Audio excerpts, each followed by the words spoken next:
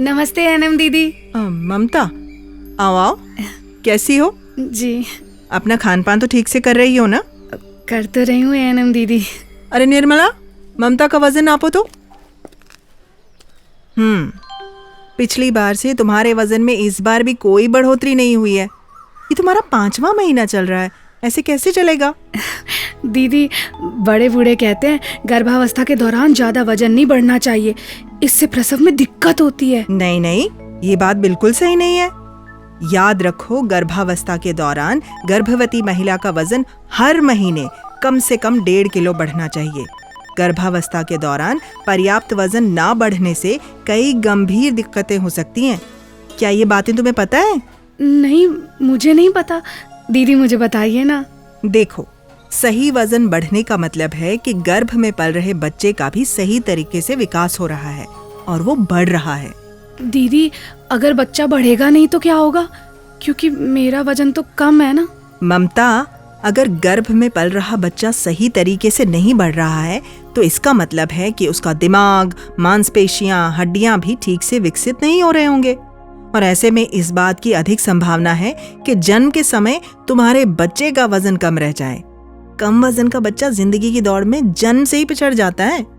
देखो ममता, ऐसे बच्चे कमजोर होते हैं, ज्यादा बुद्धिमान नहीं होते, सुस्त रहते हैं और उनका विकास भी धीमी गति से होता है। बड़े होने पर उन्हें कई तरह के रोग जैसे मधुमेह यानी डायबिटीज या उच्च रक्तचाप जिसे ब्लड प्रेशर भी कहते हैं हो सकता है। सच में दीदी? मतलब मेरी नासमझी की सजा मेरे बच्चे को जीवन भर भुगतनी पड़ेगी, जबकि इसमें उसकी कोई गलती भी नहीं है। इतना ही नहीं ममता, समय से पहले प्रसव की संभावना भी बढ़ जाती है। क्या तुम ऐसे बच्चे को जन्म देना चाहोगी जो पूरी तरह से विकसित ही ना हो?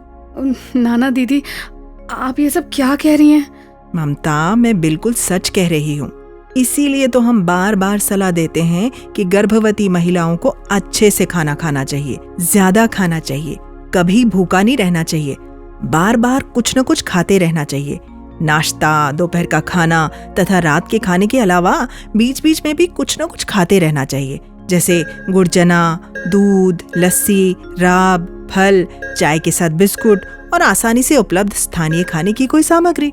और हाँ, उसे अपनी रात की पूरी नींद के साथ कम से कम 2 घंटा दिन में भी आराम करना चाहिए। और बच्चे के 6 महीने का होने तक रोज आयरन और कैल्शियम की गोलियां खानी चाहिए। साथ ही समय से जांच करवाने भी यहाँ आना चाहिए, ताकि अगर बीच में कोई दिक्कत हो तो डॉक्टरी सलाह भी ली जा सके। अच्छा, मैं समझ गई। अच्छा दीदी, मेरा तो 5वां महीना चल रहा है और अब तक मेरा वजन पर्याप्त नहीं बढ़ा है।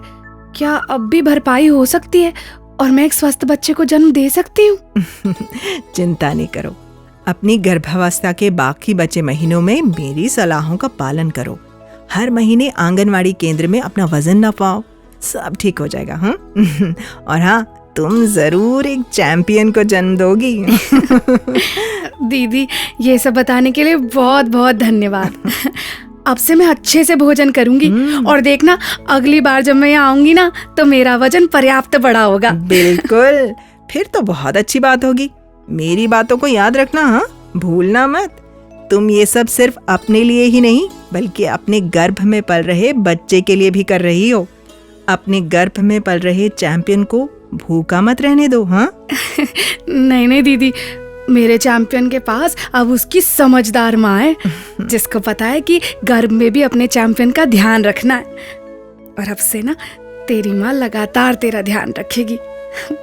दीदी, मैं ध्यान रखूंगी कि मेरा और मेरे बच्चे का वजन लगातार बढ़े और वो कभी भी भूखा ना रहे। अरे हाँ, तभी तो कहते हैं चैंपियन री माँ थोड़ा और खा।